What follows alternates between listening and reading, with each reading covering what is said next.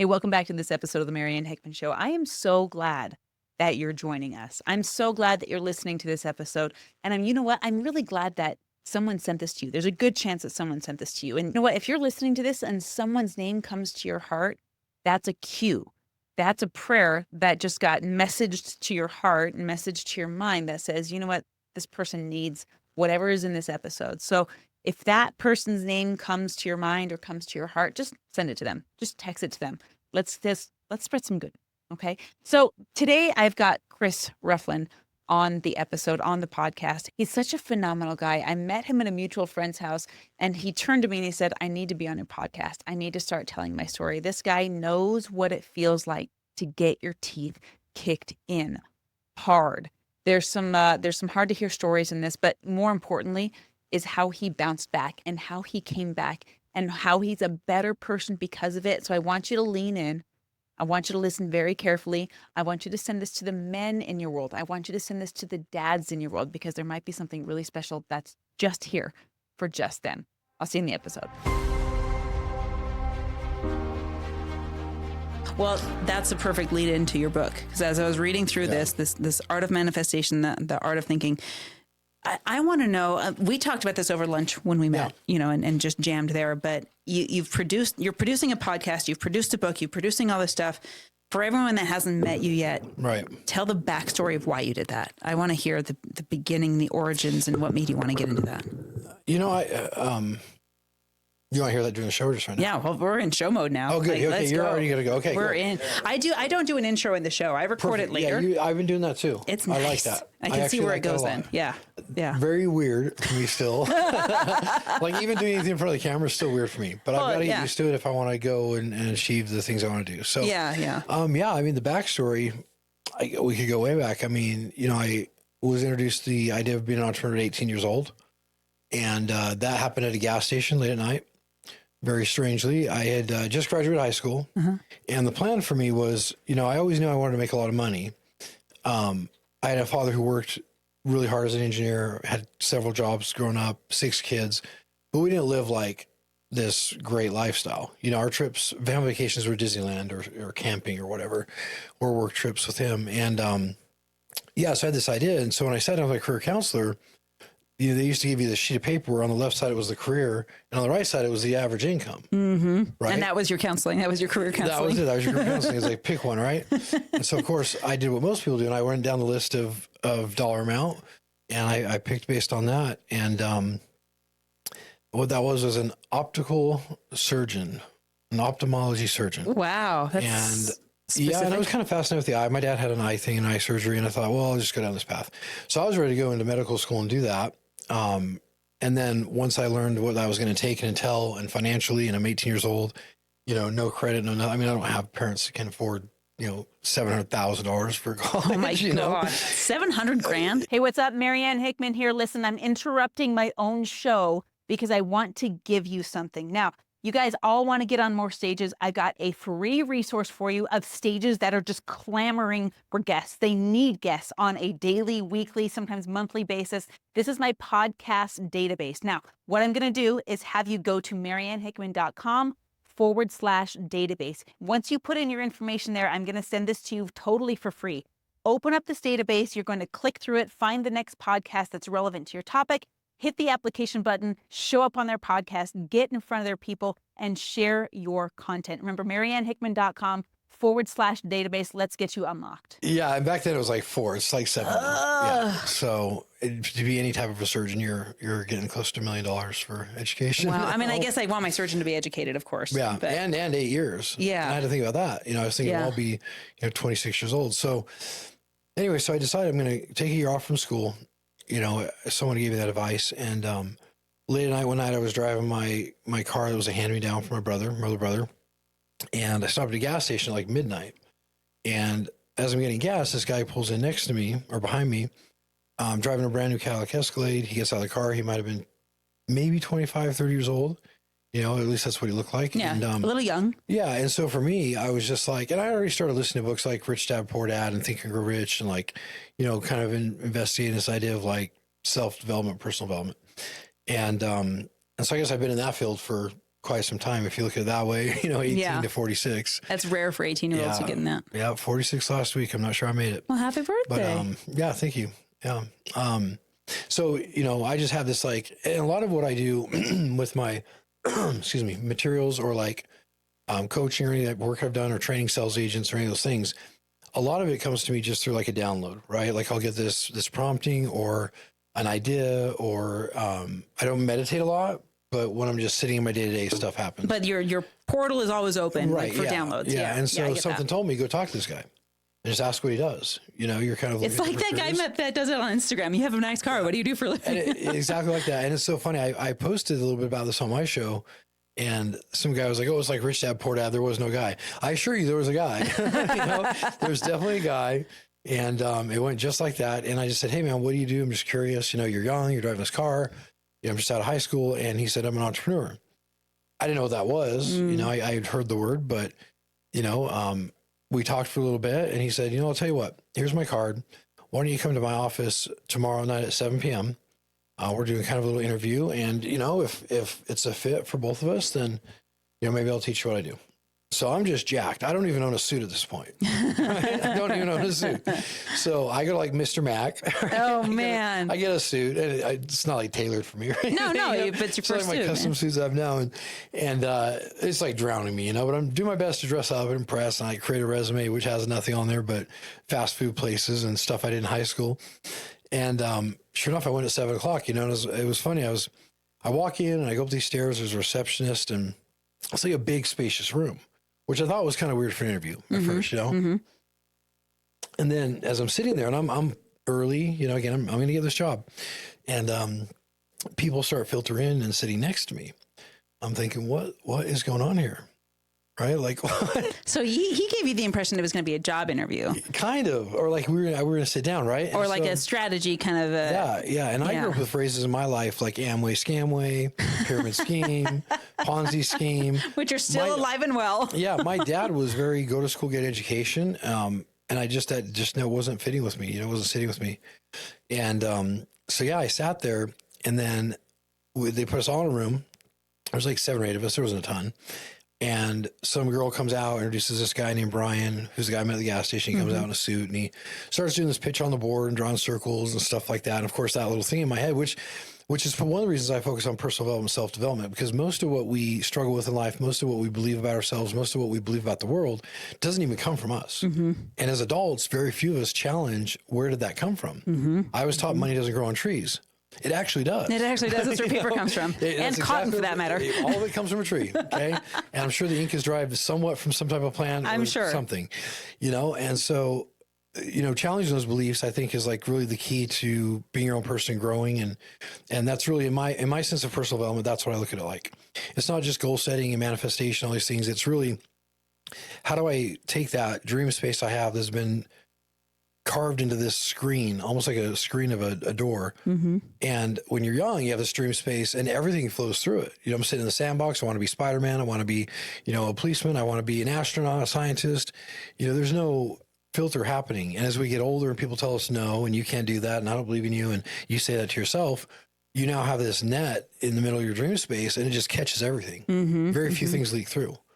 And unfortunately we've become this really pessimistic society in a lot of ways. There's not, the majority of the population is not going, hey, let's go create a business and let's save lives and let's help people and make the world a better place. And the ones that are kind of laughed at and told they can't do it. Mm-hmm, mm-hmm. Anyway, so I'm in this presentation and I of course know this is now. I've heard about this thing from my dad. I'm not at the point where I'm challenging my dad's beliefs that he put on me. Yeah. And so I get up and walk out. Oh, you did? Yeah. And it was weird. There was this room and the staircase was in the back. He's in the front of the room. So I get up, I start walking down these stairs. And as I'm walking down the stairs, this guy says to me in front of everybody, he goes, hey, Chris, can you afford to be that skeptical? And that even pissed me off worse. Yeah, because you're calling you out in the whole room. I'm out here and I walked faster. And as I went out the front door, I walked by his Cadillac Escalade. I walked by a Ferrari, Lamborghini, Range Rover. And then I got to my little 1979 Chevy Spectrum. And this was a unique car.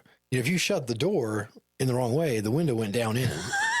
And that was not easy to get out. You're taking out, or if you took off the floor mats, you would be able to see the pavement. You know what I mean? Yeah. I could Flintstone Special if it features. stalled. Yeah. But that's how it worked. My family was hand-me-downs and, get by and all that. And so what happened is, that day I shut the window and it did fall down and I'm sitting there going, and again, someone else just told me, hey, you idiot, you need to be a little more open-minded. You don't know what this is about. All it kind of hit me. And so I walked back in, sat down humbly, and I sat down with him after. He said, hey, listen, if you sit down, shut up, pay attention, and you don't quit, I'll teach you what I do. I'll mentor you. I'll show you.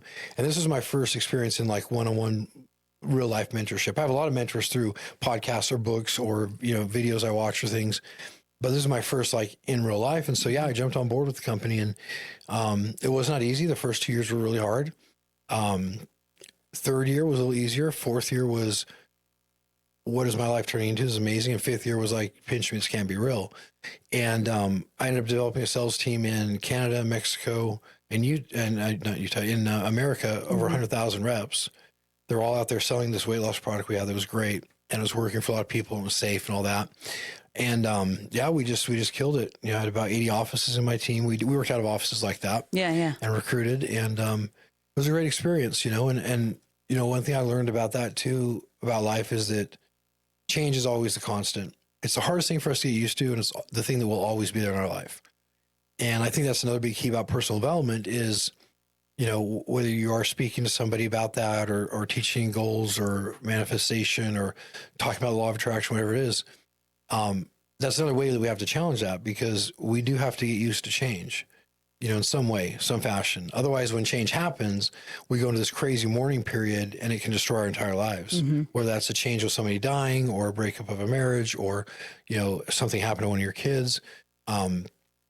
You almost have to prepare yourself in a positive way for change. Not like doomsday. Hey, it's coming. When's the shoe going to drop? Right. That's a whole, that's paranoia. That's a whole other conversation. I don't want to live there. You don't want to attract that in your life. Trust me. But yeah, and so I went with this company and I, became very, very successful in it. Had a lot of good friends. It was funny. I was one of the only top people in Utah. So everyone of course thought I was Mormon. I wasn't at the time. And it was hilarious because, as you know, I have a part of my story that involves addiction and recovery from addiction. And I had that in my blood. I had that in my DNA. I didn't know my dad was an alcoholic until I was in my late 30s, honestly. Wow. So you grew up the whole time, I had no idea. No, he hit it pretty well. Suspicions and stuff, but he hit it until my mom kind of told me, hey, your dad struggled with this. And I was like, well, I wish I would have known. But something was always looking out for me because, we'd go to Mexico with these top leaders, 80 or 100 of us, and we'd go travel over and just kind of have these fun excursions. And everybody else was partying. Everyone else was partying, including the owner of the company, who's another great mentor of mine. And we were never offered anything. Me and my fiance at the time were never offered because they just thought we were Mormon and Mormons don't smoke. They just assumed oh, you're from Utah, pass. Yeah, they did. And it wasn't until like the very end of this deal, when it all kind of came crashing down, as sometimes they do. And when somebody had asked me like, well, you guys don't drink or anything, right? I was like, no, we're totally fine with it. Yeah. But we just didn't. We were working too hard anyways. Yeah. Pay attention to stuff like that.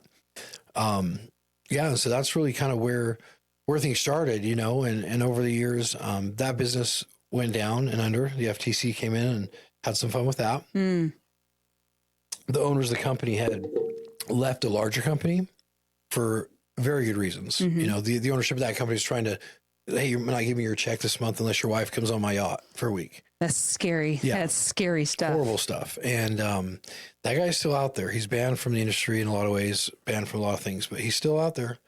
He had this yacht called the Moonraker. It's the largest mega yacht.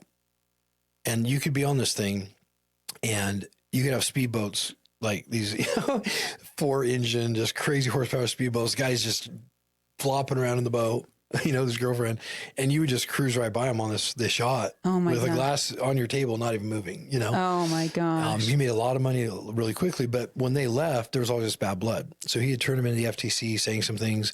They don't play around with it. They came in, shut the company down. And, I went from 24 years old, close to $100,000 a month of income coming in, whether I worked or not. I mean, I could just be sitting on the beach. When I got back home from trips, there was 2 or 3 checks sitting in the mailbox. You know what I mean? And it was really this, my first experience of, a different side of life that you could have. But yeah, it came crashing down, and this is where my story with addiction started too. Yeah, that's what I wanted to dive into, because we can learn a lot from mentorship, but I want to know, what I really wanted to talk about is what happens when it goes south. You know, what happens when something gets rug pulled that's maybe outside of your control, and you were starting to read these personal development books in the beginning, I think earlier than a lot of people. You started to dive into this. I was a weirdo. Everyone called me hippie, you know. I mean, more power to you in my book, but when life takes this divergent and you get what was working pulled from you, it's easy for a lot of people to look back in that and point the finger of blame and say it was all bad, instead of saying, okay, what was good that I can take with me? What was not?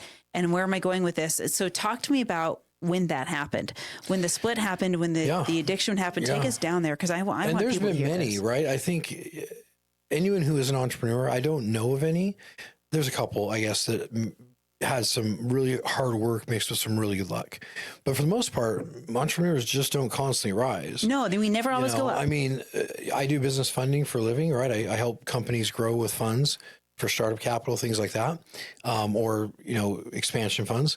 And these clients I work with, some of them have the worst credit scores, but they have millions of dollars coming into the business. And it's hard for the other side of the world, the other side of life, the 9-to-5ers, as I call them, which there's nothing wrong with that either, but for those people to understand, like, why would you do it then? And I think it's in our DNA. It's something we have a drive for. But it's always up and down. So there's a lot of these rug pull moments. And I think for really for me, another reason personal development became so important. If I didn't fortify myself, if I didn't figure out ways to move through life's changes without falling down a completely negative path and falling flat on my face, then I wouldn't have been able to do a lot of things I've done. Am I as successful as I want to be? No. I don't know if I ever will be. Have I helped as many people as I want to help? Absolutely not. Right.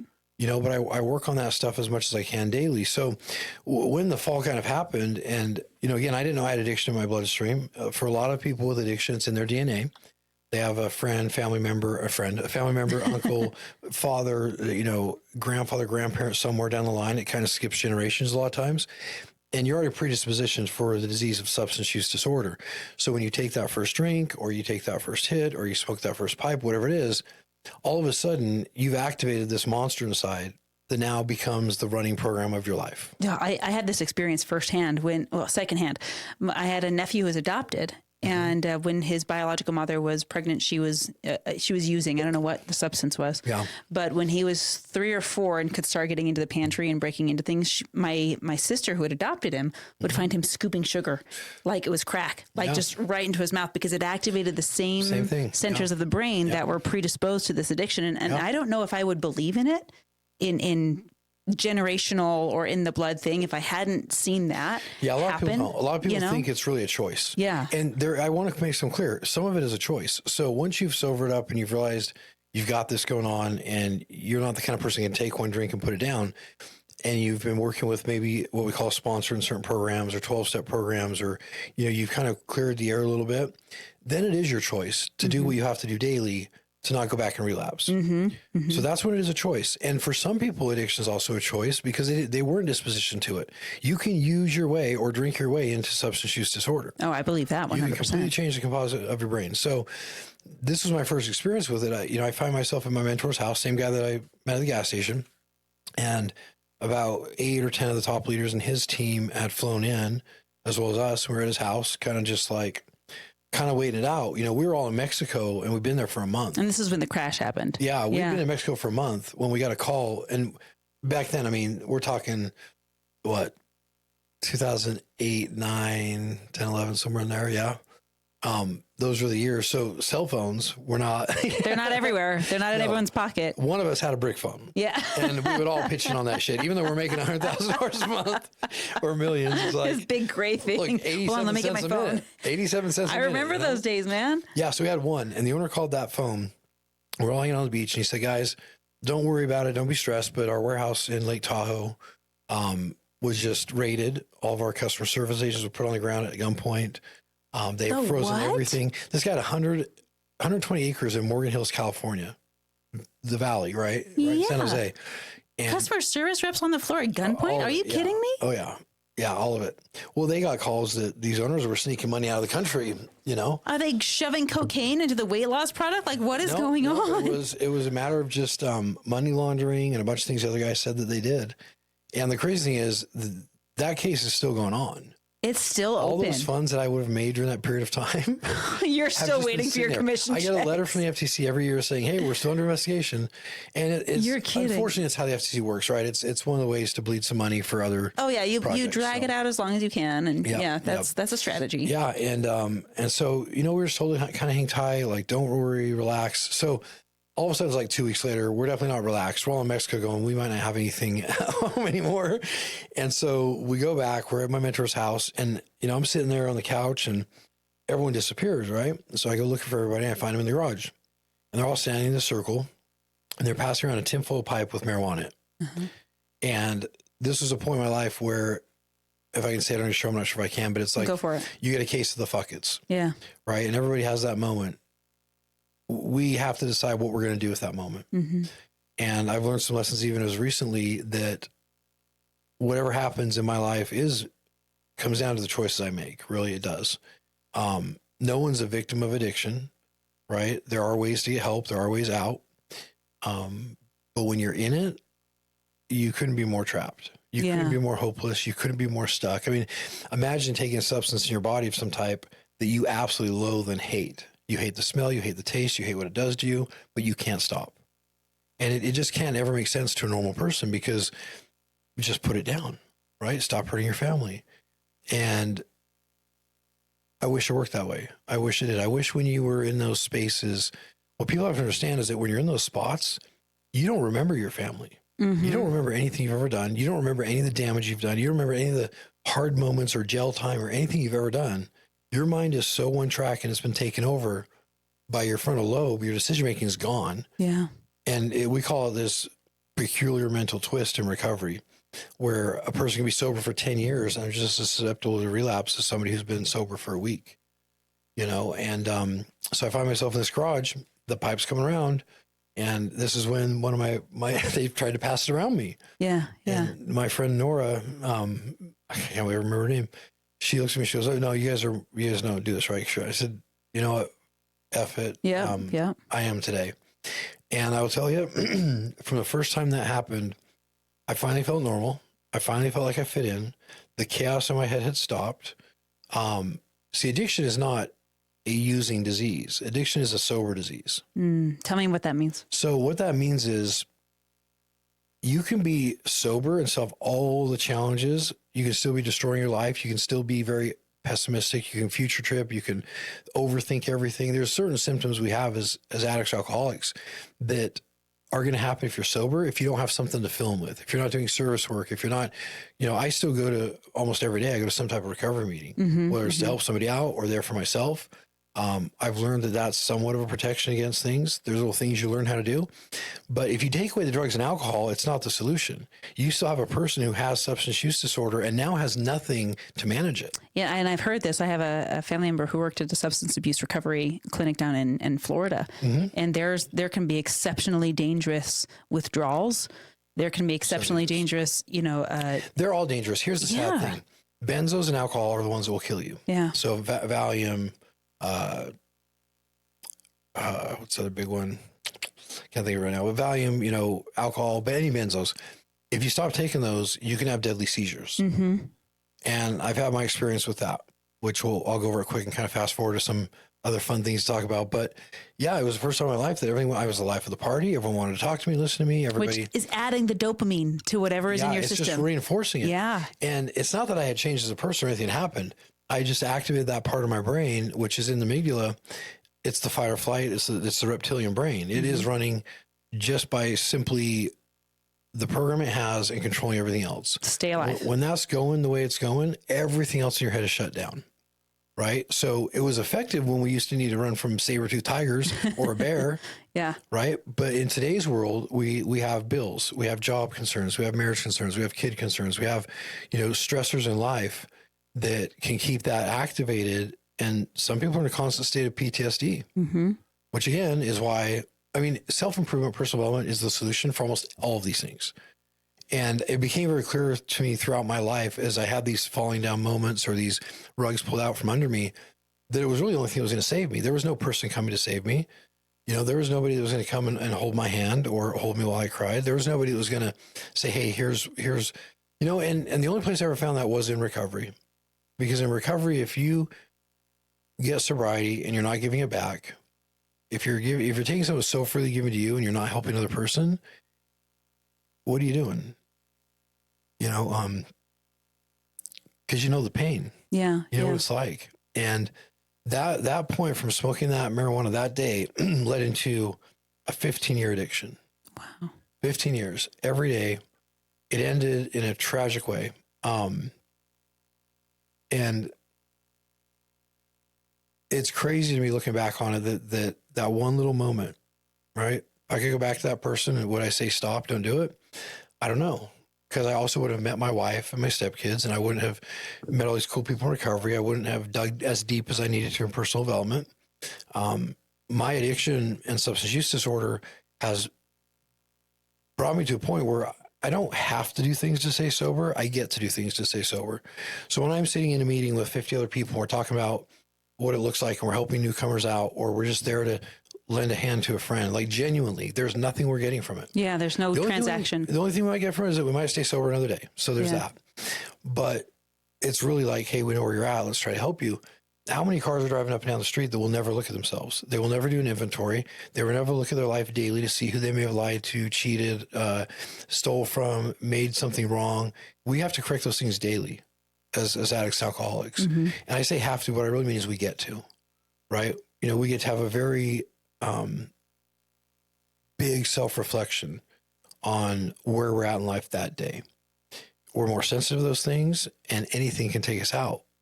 And if you truly want to get sober and get away from everything, which I did at certain points, then you're willing to do anything.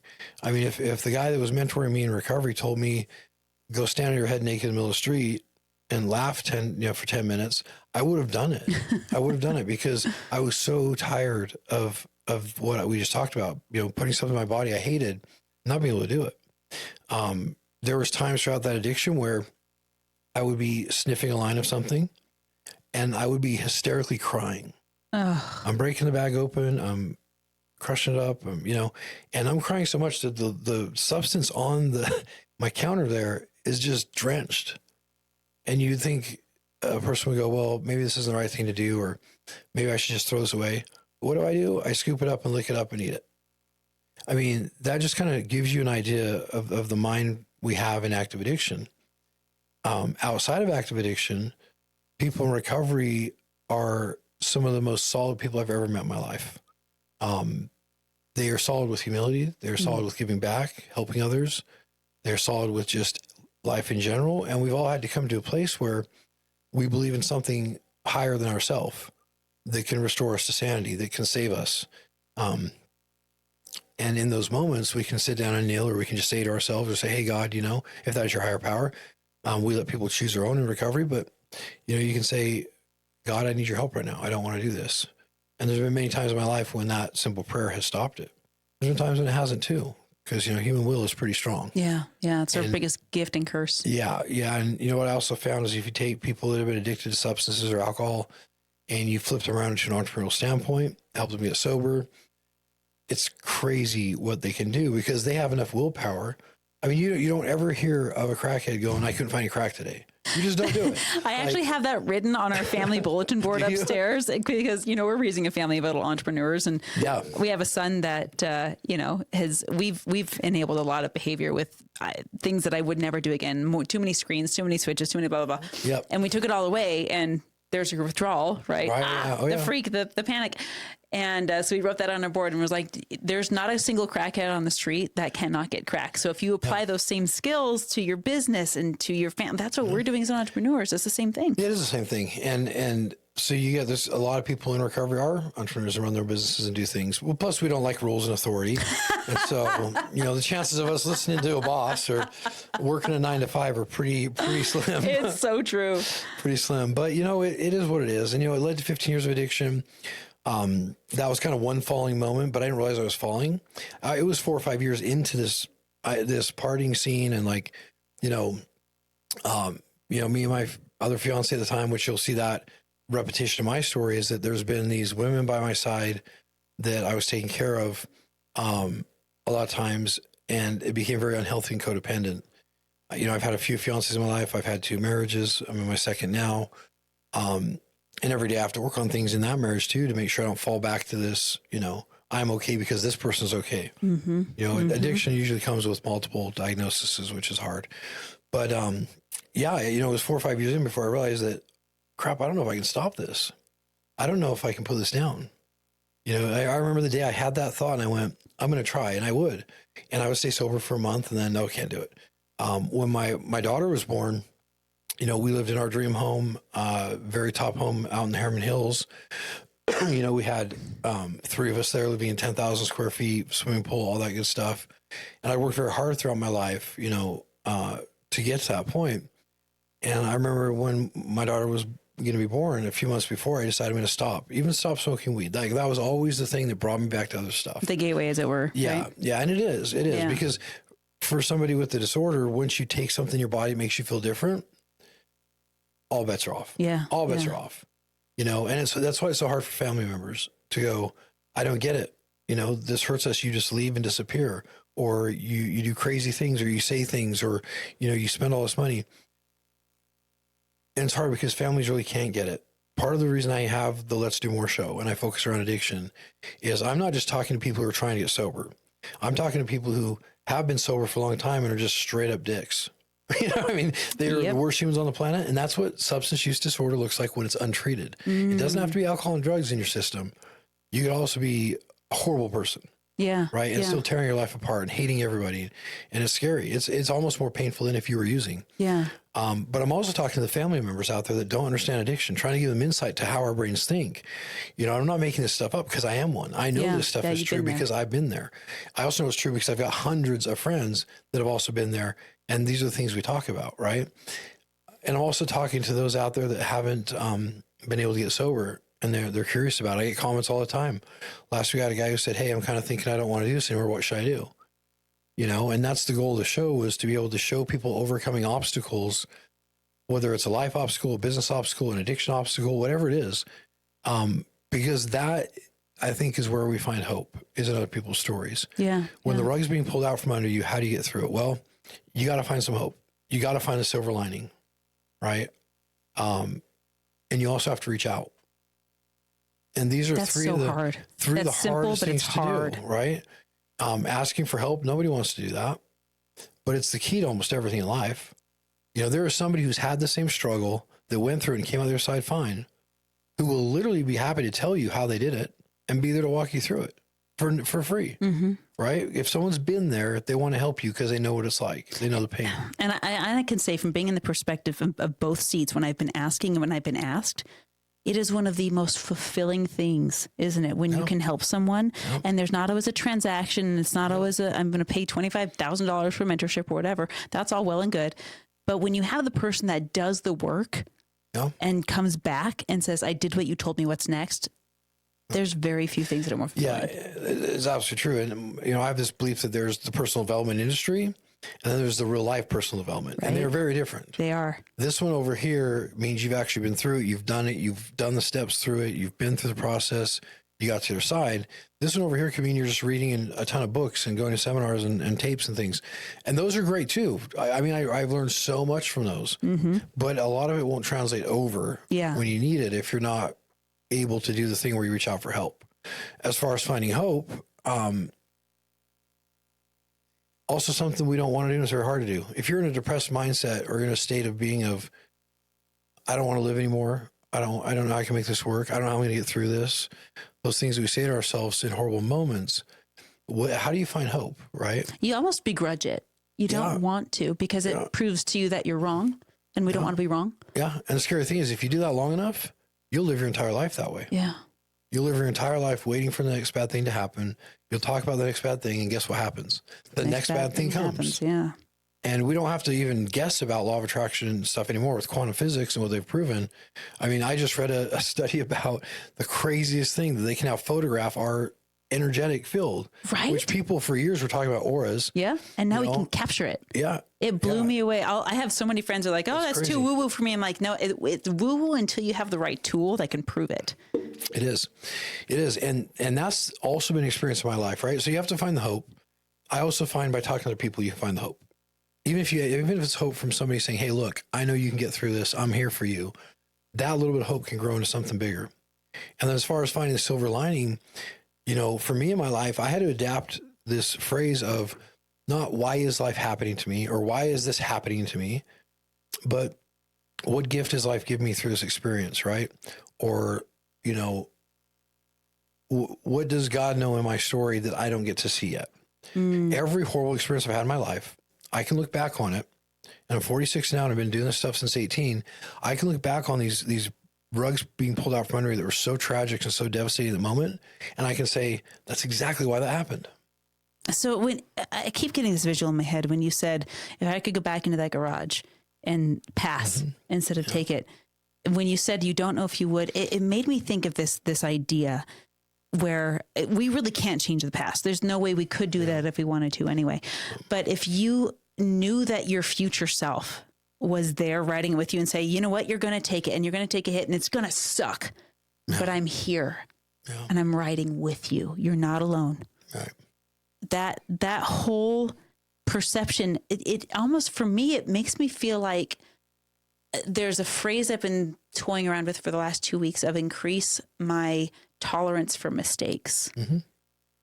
And that, what you've just done has given me a fresh perspective on, I'm not going to go seeking out mistakes. Right.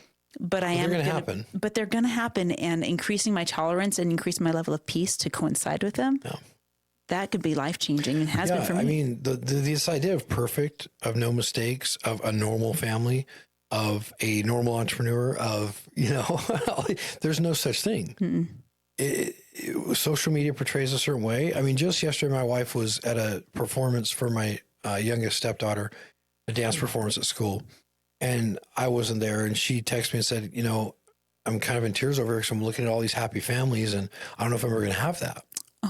You know, and I know that feeling. I've been there. I mean, I've got we're blended. We are a trauma-based blended family with two exterior parents who do nothing but the worst for their children. And we've had to fight them legally for years. So at many times in our home, it's hard.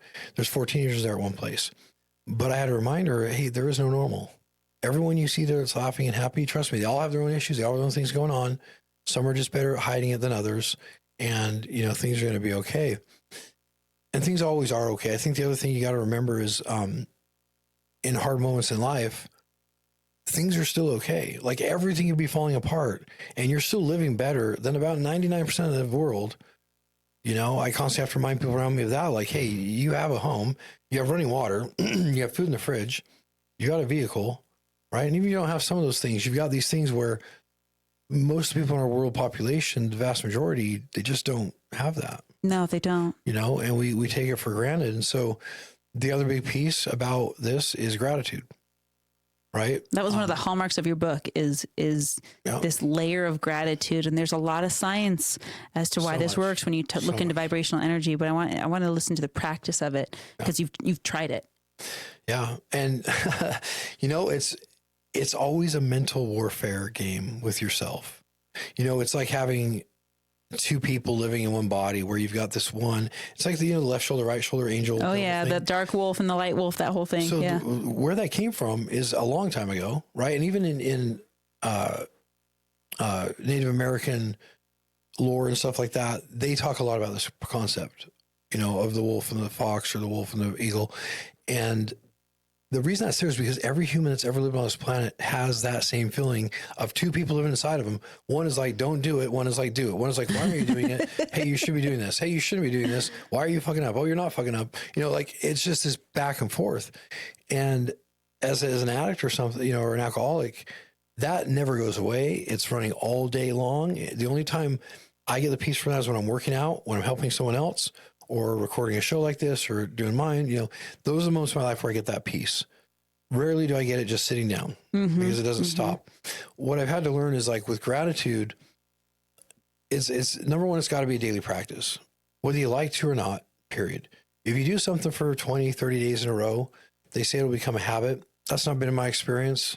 I think there's quite a bit of leeway there. Mm-hmm. You can have things throw you off. Like, yeah, I've kind of wondered where that came from because I don't know that that's yeah, I it's don't not think it's permanent. based in science. And a lot of us follow that. And then after 20 days, we're like, I quit smoking for 20 days and now I want a cigarette, you know?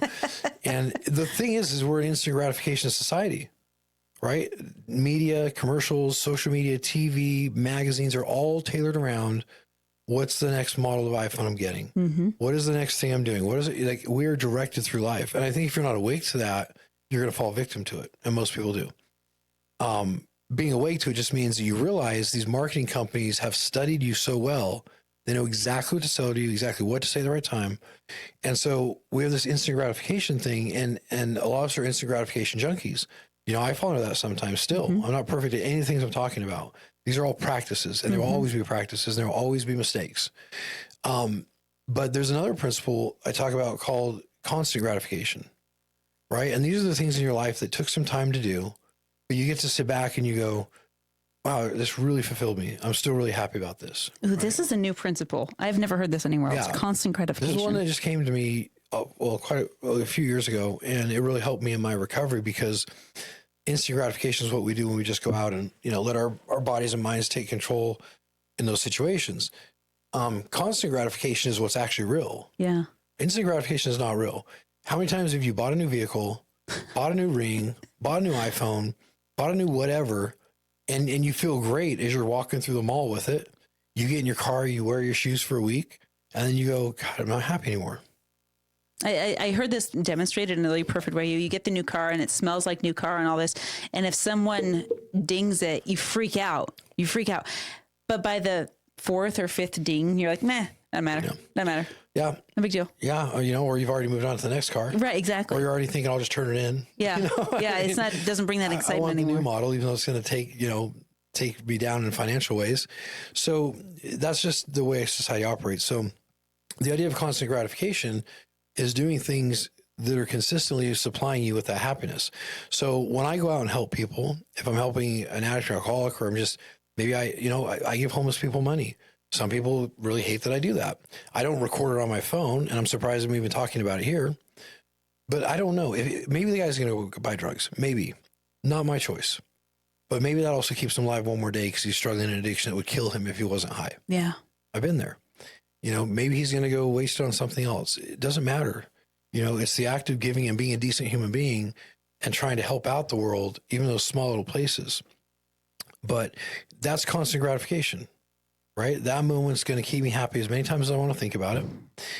Whenever I sit down with one of my kids and teach them a lesson, right? Or I go on a date night with my wife, or we travel or build memories. So my life has become more about building memories. Especially after having a near-death experience, you realize that the only thing we're taking with us is our actual, the moments. Yeah. That's what we those get. Core memories. That's it. We get that. And we get to take it. We get to keep it. And that's why we're here. Big part of why we're here. And we don't get to take any other stuff. At the same time, it's nice to have the stuff. It's a balance. When I buy something nice, like a nice vehicle for myself, I'm not buying it to impress the neighbors. I'm not buying it so people look at me driving down the road. I'm buying it because I worked really hard for a goal. Mm-hmm. I'm buying it because it was on my vision board for 3 or 4 years before it manifested into reality. Mm-hmm. So again, going back to gratitude, you have to do it daily. And that means doing it on the days you don't want to. There are days when I write a gratitude list almost every single day of my life.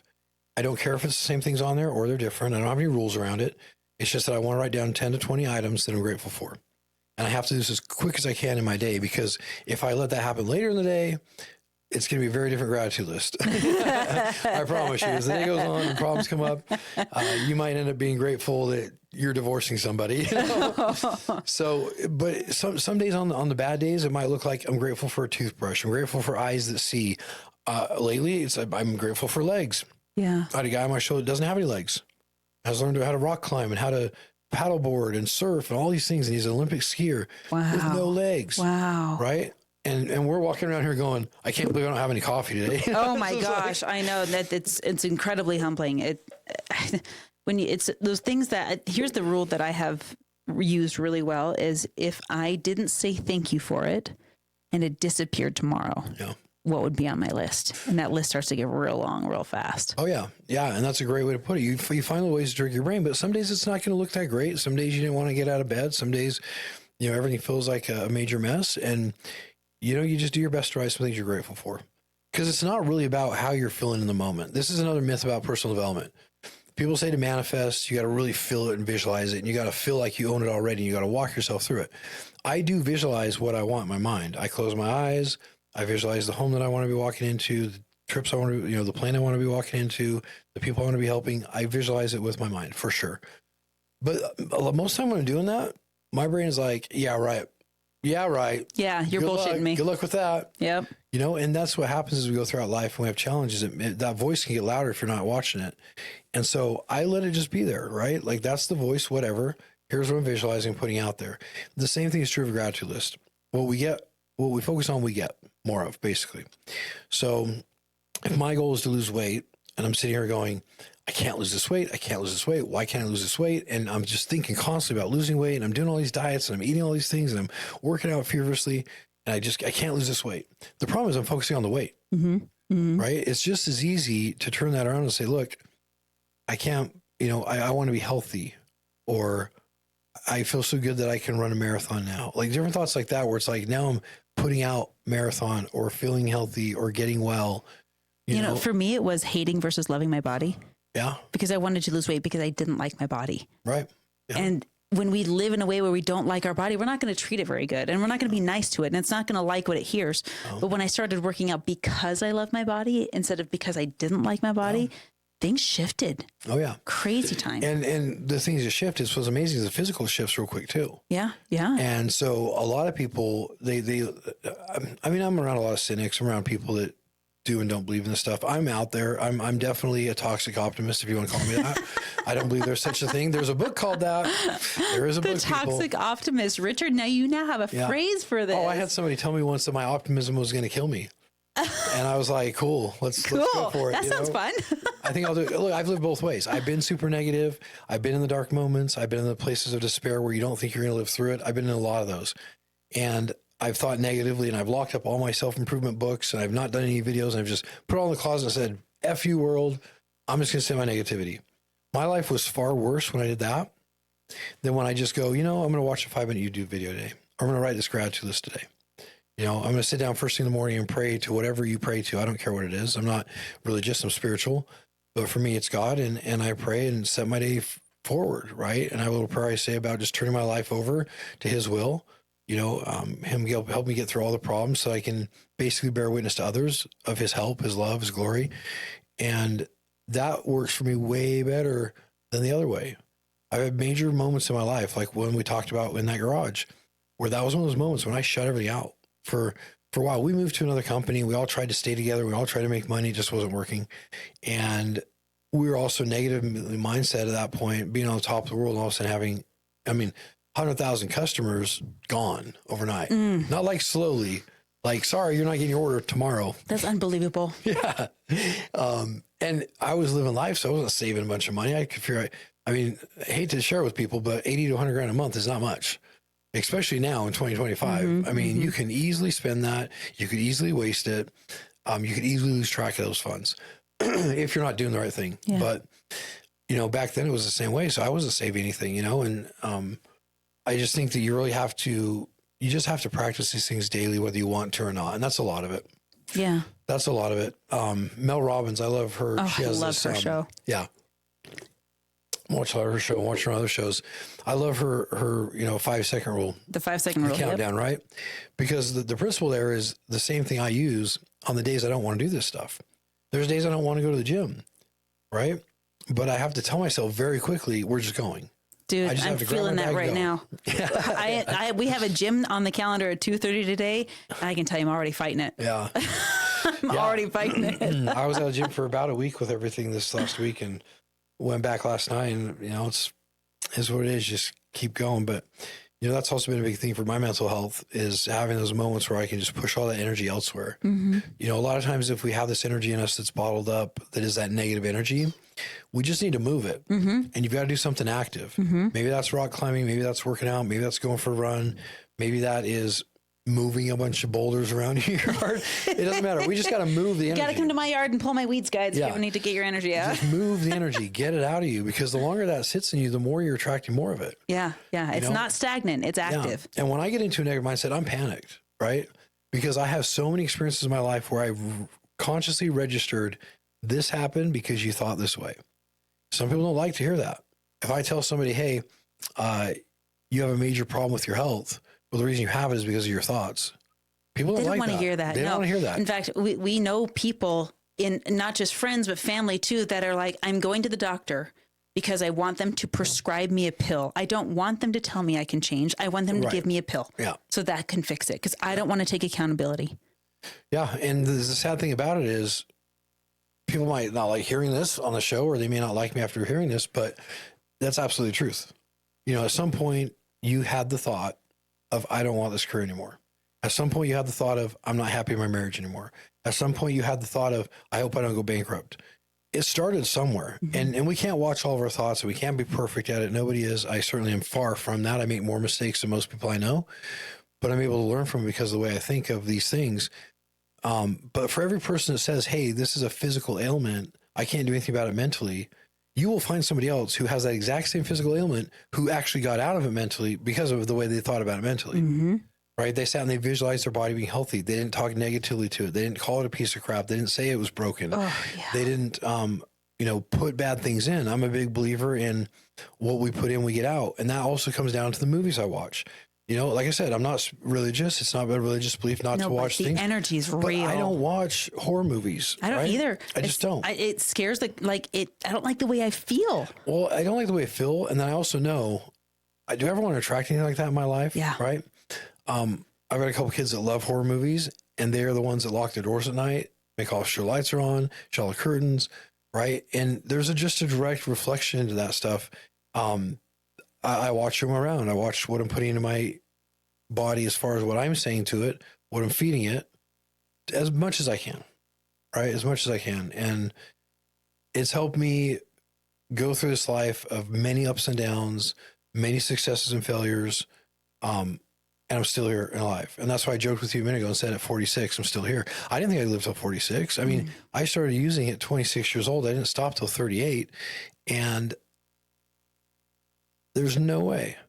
I've had so many moments in my life where I should not be here, and I'm here, which is another reason that, you know, the whole idea I had for my show and for the book I'm putting out and building a personal brand, I'm not doing it for the same reasons other people are. You can feel that. You can feel there's a difference. Yeah. I've had all these life experiences. How horrible a person would I be if I just sat in my house and didn't tell anybody about these things? If I sat in my house and said, here's how I made it through being suicidal. If I didn't share that from real world experience, not from a book, right? From this type of personal development that we talked about. Yeah. And most books, a lot of books are written based on that, but a lot of them have a lot of fluff in it. Like, do something for 20 days and it's a habit, you know? Yeah. Where'd that come from? If we researched that, it probably came from some guy in a mention somewhere and there's no science behind it. And now it's like one of those widely used phrases, and it's right? regurgitated. It's not said because it works. It's said because the last guy said it. Right. And so all the things I'm creating, whether it's like the ebook, which I'm happy to give away on the show, and we can talk about that too, where to get it. I mean, if anyone wants to go to thechrisruflin.com, you can download it there for free. Right. And it's in the show notes, by the way. So make sure you go there and check it out. Yeah. And so go get it for free. Get the book on manifestation and gratitude. Those 14 pages are all things I have actually used. And not only myself, many of my mentors have used them to change the outcome of the way they feel about life. Notice I said the way you feel about life, not change the outcome of your life, because everything is perception. Right? My life only sucks because I perceive it to suck. Mm-hmm, mm-hmm. And I've been there. My life is only great because I perceive it to be great. I have so many situations in my life right now I could look at and go, this is the end of it, and just go down this tunnel, and I could just take myself back out and never come back, right?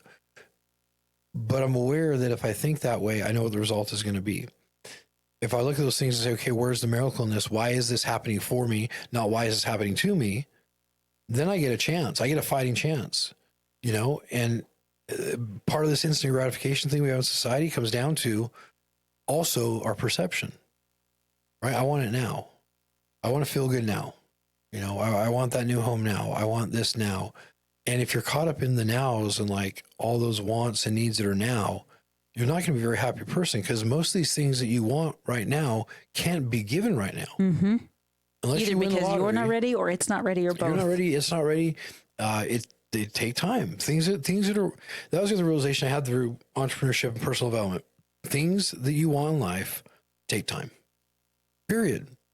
You know, I searched for like at least a couple of decades for some way to like just skip the whole hard work thing and just get money and just retire. And I've tried everything out there, and I promise everybody who's listening to the show, there's just no way around it. Yeah. Right. You know, people look at those that are driving fancy cars or living high up in the hills or whatever, taking exotic vacations, and they think that these people are lucky, or they think that they think like my dad thought, which again is coming back to the same thing. If you think that way, you may want to challenge where you got that from. Did you ever think that, or did you hear it from somebody else? If you heard it from somebody else, you probably should learn how to be your own person, right? And do some soul searching, do some writing around it. Try to figure out, why do I believe this when I really didn't? You weren't born believing it. Yeah. I don't think anyone came in this world going, money doesn't grow on trees. You heard it somewhere, you know, and your dream space has been completely clouded up with this netting that is not letting anything through. So you have to remember, these things, they just take time. And the people you see that have these things you want, if you want to know how they did it, go talk to them. You know, Go to the parking lot, go to the gas station. Go to the gas station, follow the guy in the Ferrari, whatever. You know, I've done that a lot. And, you know, most of the time it turns out pretty well. I think there's one time a guy called the police on me for following him, but whatever, I'll take the risk. The rest of the time I ended up getting good friends and mentors, and people said, hey, here's how I did this, kid, and you can do it too. And that's where I drive hope from. You can always find hope from other people. You can't always find it in yourself. Right? And I don't think we're meant to. I think that, yes, there is something to that, but there's a reason there's trillions of people either living on the planet or that have written books that they left behind. It's because we're supposed to help other people. And that leads me to what I wanted to say before we wrap up, is that you are meant, Chris, you are meant to help a specific person. Who is the person you're looking for to help? Well, that's became a very interesting question. I mean, the short answer is I want to help anybody who needs it. How do they know that they need it? Sometimes that means getting them to somebody else who's equipped to help them. Yeah, it might not be you, right? But who is the people that if they knocked on your door at 1:00 in the morning, who would that person be, because they knew you were for them? I think anybody who's going through a hard time that doesn't see a way out of it. I think anybody who needs to overcome an obstacle that seems insurmountable, and that might be in business, that might be in the way they think, it might be in family. You know, my thing is more about a mindset shift. And you know, I told you this before we met, but I had a near-death experience a couple of years ago, and I've had a few, but this one was very surreal. I'd given up on life, had another rug pulled out from under me, and I was convinced I just needed to die, and so I went ahead and tried to do that. And I went to the other side, and although we don't have time to talk about the whole experience, one thing I can tell you is that the message I came back with is that we're all here to love one another, to show love, to give love, to receive love, and to also be helpful to mankind. And so while my umbrella used to be, I want to help you if you're an entrepreneur who's struggling and you want to set some goals, I've now kind of had to realize for myself that, like, it's who's coming to me every day that needs to be helped. Now, in the business side of things, you know, if you are wanting to learn how to manifest things or have these gratitude lists or, you know, create the life that you love, create the life that you want, then I can definitely help you, because I've had several lifetimes to do that. I've had several almost marriages and families, right? I've seen a lot of sides of it, and I've seen what works and what doesn't work. And that's a lot of what I put into that book. And yeah, I just think anyone who needs some help with the mindset is usually where I'm really good at, you know, helping somebody see the way out if they're open to it. Well, I have to say, I take a lot of pride in whom I surround myself with. If there's anything I can pat my shoulder on the back for, it's being selective about my people. Yeah. And I have to say that I like myself better when I'm in your presence. And there's very few people on this planet that can do that.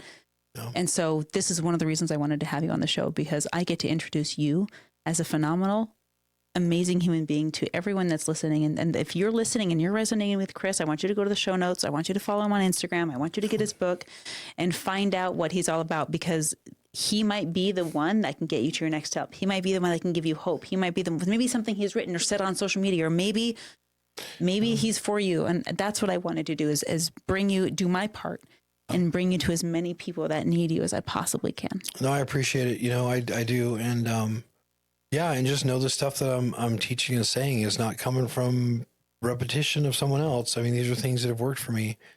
You know, the other thing that I remember witnessing, I appreciate what you said there, because, you know, for most people, you're like me or hate me. You're probably going to hate me if you're a negative thinker. You know, if you're somebody who wakes up and goes, oh, another day, you're going to absolutely hate me.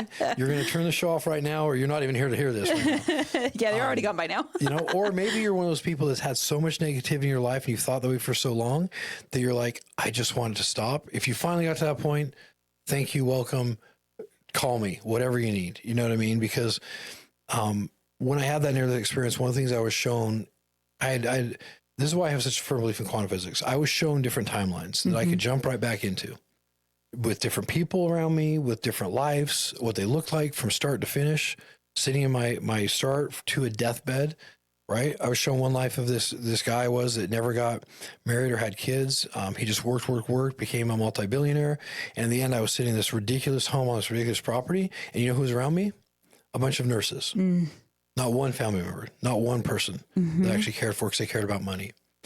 I was also shown the life that I'm in today, and from start to finish. And I was shown being able to speak to thousands of people and share a message. And to me, this stuff I don't see it as some big deal. I don't see it as like, oh my gosh, I'm all powerful Chris Ruflin. Because you're not doing it for the significance of it. Yeah, I'm not. And it kind of just happened throughout my life. It happened naturally, where things kept happening or coming up where it was either learn this way of living or don't be alive.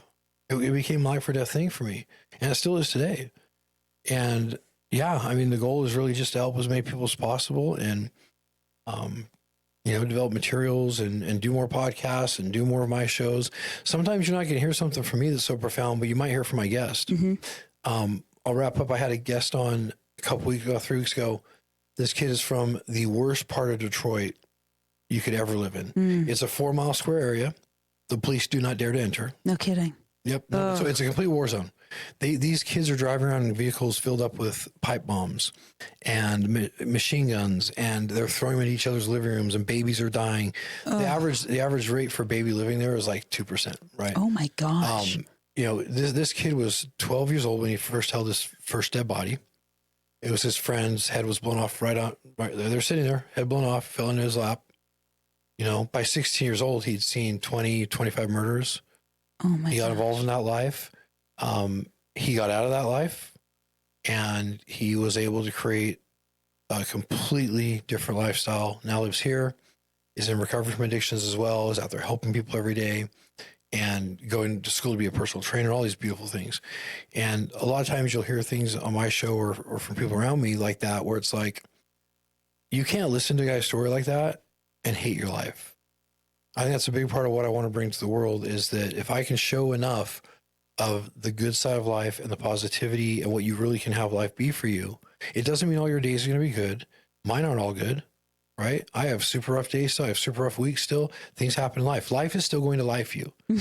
But the way you react to life and the way you decide to perceive what's happening to you really determines how long you stay stuck, and if you create more of these negative moments in your life.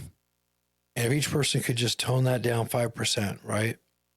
If each person could just take one thing I'm saying here, and instead of thinking of these are things you have to do every day, I have to work, I have to drive here, I have to get gas, I have to feed these kids, I have to. If you can just change that one word to I get to, watch how different your life is. Watch how different your days are. Watch how better you sleep. You know, and you wake up refreshed, and you wake up feeling like in this state of gratitude. It's from that type of a mindset shift that you get it. Not from reading a book or even writing a gratitude list daily. That one thing right there is life-changing. And that could be the one gold nugget that someone needs today. That and constant gratification. Try to go for the constant stuff, because you're going to be a lot happier at the end of the day. Well, how can people find you and get a hold of you? You mentioned the chrisruflin.com, and that's where they can get your book. Where can people follow you, get a hold of you? What's the best way to connect with you? So the chrisruflin.com, you'll be able to get all my downloads there, ebooks, book an appointment, or if you want coaching, if you want to book me to speak, anything like that, you can do that. The other one I would refer everyone to is letsdomore.life. That is the main webpage for the Let's Do More show. We're on all of the social media platforms under that same name. On YouTube, it is Let's Do More Podcast. Great. And you can see every video I post, anywhere from 25 to 30 clips a day. Wow. Right now, off of all our different social media, off stuff I'm doing personally. You get to look at my life a little bit. A few weeks ago, I was with the kids in Las Vegas, this beautiful home and pool and stuff. And I did a little video with them. Yeah, you just get to kind of view what it looks like in real time and what these guests look like if you go there. And then, of course, my website will get you into the book and all that. Awesome. Well, if this resonated with you, go check out what Chris is doing. But even more so, while you're doing that, I also want you to leave a comment, whatever platform. I didn't know this until recently. You can leave comments on Spotify. So if you're listening on Spotify, join the Spotify club and leave a comment there. Here's what I'm looking for. If this conversation has touched your life in a really positive way, just share us one sentence, one gold nugget that helped you, that's inspired you, that's given you hope, or maybe one thing you're going to do different before you go to bed tonight that is going to change things for you in a better way. Shed a little bit more light in your life. Because once we know that lets us know that what we're doing here is doing some good and there's no more gratifying things. So it's a totally selfish thing for me to say, yeah, leave it in the comments. Tell us the good that's being done, because that tells us how far the good is spreading. And we want to do more of that. Yeah. And I will second that by saying, if you go to any of my videos on YouTube and you leave a comment, you say, hey, I need help with this. Or if you send me an instant message, I reply to every single one of those. Mm-hmm. I do that personally. I don't have an assistant who does that. I will see your comment and I will be there to help however I can. And I love that you said that, because the more we know that we're helping people, the more we pursue helping more. Mm-hmm. And one person can affect the lives of millions, as I've learned, and millions can affect the lives of tens of millions, and so on and so forth. So I think if we all just spread a little bit more, and again, that's why I named the show Let's Do More. Yeah. My wife was like, I don't want to do anymore. She's like, I'm done. I was like, that's not what it means. Do more to be a good human. So yeah. God touches and magnifies it. Yep. So thank you for being here on the Marianne Hickman Show. I'll be looking for you in the next episode. We'll see you then. Hey, what's up? Marianne Hickman here. Hey, listen, I hope you enjoyed that episode. We have some pretty amazing speakers on my podcast, and of course, more to come. If this is something that you enjoyed, guys, smash the like button, smash the subscribe button. You guys know what to do. I love your comments, and I respond to every single one of them personally, not a bot or an agency. So if this is something you're enjoying, tell me about it. Tell me your gold nuggets. I want to hear from you. But here's the most important thing I want you to laser in on.